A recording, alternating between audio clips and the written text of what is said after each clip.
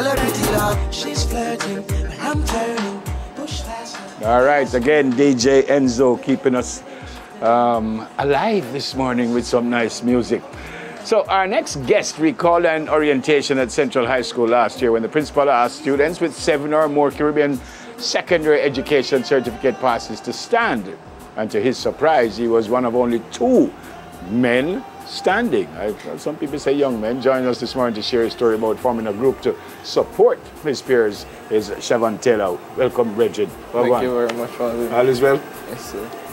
So, everybody get up and you realize that I just you and Alex Bridget.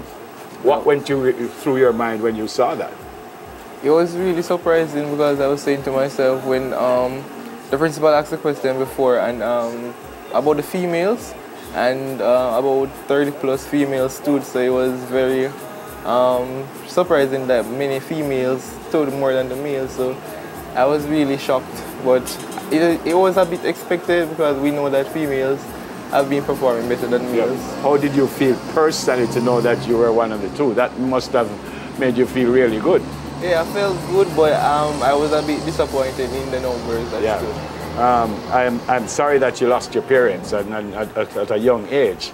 How did that affect you? Okay, so I had support from my intermediate sibling, my relatives as well, and my schoolmates, and also my teachers that supported me, because at the end of the day I realized that losing my parents should not stop anyone from accomplishing what they want to accomplish, because if their parents is there, they would like to see them to accomplish what they want to accomplish. Yeah. So I just kept on with that. Yeah. It is something that I ask and I say to almost all the young men that I interview or who I interview, because when you get a hard time, when you're not focused and you know, get so much trouble and you know, want plenty girlfriend and all kind of thing, what made you say, this is what I want to do, this is how I'm going to do it, and not going to get distracted? Where did that come from? Okay, so despite or apart from being intrinsically motivated, I had a role model in my family who I wanted to emulate and I want to be like, so I know that I had to remain focused and steadfast in doing such. Okay. All right. So when the 2 of you alone get up now and you decide, say, no, I want to do something about this. And what were the thoughts and what you decided to do and how did you do it? Okay. So I was told from after graduation that I was going to be a candidate of the head boy or deputy position. So I said to myself, that is a great opportunity because we had to implement a program as the head or deputy, so we had to do something for the school to say we did something before leaving. So I said that is a great opportunity to do so.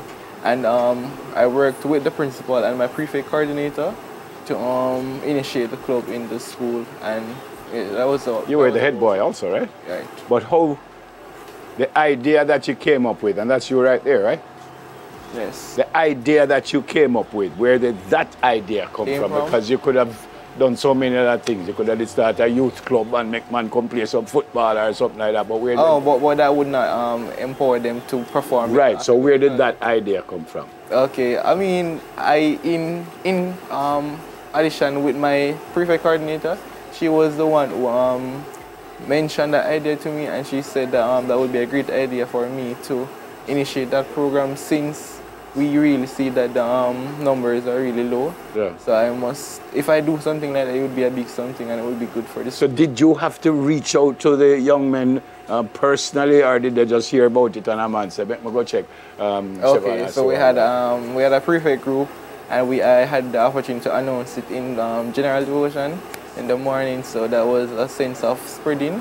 And we also had a PRO for the club that helped to spread the club. And did they come in readily, or did you have to kind of grab a man and say, come sit down, man? Or did they just say, no, I like the idea, come in, Chevon? How did that work? All right, so at first we started with 3 to 4 members. And then we, with the spreading of the news, we had a total of 33 members at the ending of the school year. 33? Right. What about, because this happened recently, so would you have seen an improvement in the grades yet, or you wouldn't see it until this one, and the results for this one? Right, I'm waiting at the system. Yeah, how you feel? I feel very, I know that they did well, because we had like tutoring session online for maths and accounts. So I'm very confident in them. So you think you're going to get more passes this year? Right. More than the young ladies? No. No? The young ladies still are going to beat them up. You have excelled in many different areas, but you want to do math, which is not necessarily the easiest subject in life, you know, Bridget. It might be easy to you because you know how to do it. And I was telling you before that my brother teaches math, so it seems simple to people like you. But I don't smart like me, you know. Why you want to go there? Because you might end up being a math teacher. You might end up being that, right? Right. But why? Why math? Okay, why math? I got this question a lot. So mathematics is a very wonderful subject. It is a true living science, and I really want to prove to the generation that it is not that hard as we interpret it to be. So yeah. If you don't teach math, what you want to do? So as I said, I don't want to limit myself to be a mathematics teacher. I want to be a principal in the future. So if you want to be an educator, right, in general. Oh, love you, know, youth.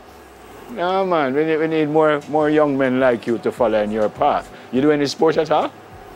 No, only at primary school. Primary school? I just feel say with a better if you play like a football still. I don't have the time. You don't have the time. I like that. So, where are you heading to now? Michael University College, it's called. So, yeah, when do you start that? We're going on for orientation the 28th, and class begin the 4th of September. Yeah. I know for a fact you're not going to end up like the great Clive Ivy, who went to Michael too. But we don't know if it's the greatest advertisement for that school. I know a joke, man. He's brilliant. Bridget, it is so great to meet you. I'm so impressed. I'm inspired, and I certainly hope that the youngsters watching this morning. So before you go, I want you to take a look in that camera right there and just kind of tell the youngsters, you know, how they can achieve, not even necessarily where you are, because, you know, you just want to tell them what to do.